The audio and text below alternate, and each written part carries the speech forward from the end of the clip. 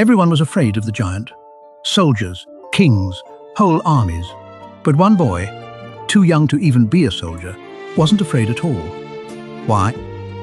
His name was David, the youngest of 8 brothers, a shepherd boy who watched over his father's sheep in the hills of Bethlehem. He was small.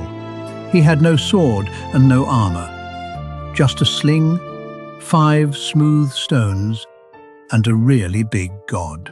Israel's army was camped on one hill, and their enemies, the Philistines, on the other. A valley stretched between them like a battleground. Then one day, David arrived, bringing bread and cheese to his older brothers. He heard the giant roaring and making fun of God's people. His armor was heavier than a grown man, and his spear was like a fence post. The ground shook with every step he took. Every morning and every evening, for 40 long days, Goliath roared across the valley, "Send someone out to fight me!" And something rose up inside him. "I'll fight him," David said. "You're just a boy!" But David wasn't joking, and every single day, a giant came stomping out between them. His name was Goliath, and he was over 9 feet tall, and every soldier in Israel, even the king himself, shook with fear. Nobody was brave enough to face the giant. Nobody at all. He remembered how God had helped him protect his sheep from a lion and a bear.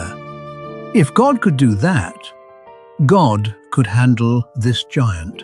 King Saul tried to dress David in heavy armor, but it was far too big.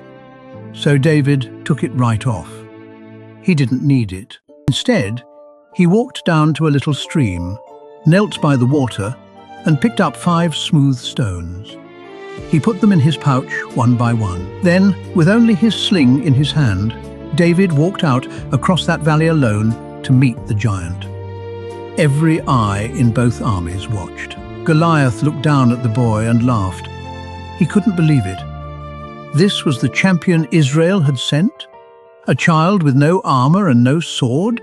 But David called out, "You come to me with a sword and a spear, but I come to thee in the name of the Lord of hosts." Then David ran straight toward the giant.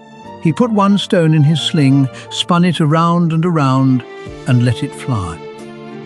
David wasn't the biggest or the strongest, but God doesn't look at how big you are. God looks at your heart. And when God is on your side, no giant is ever too tall.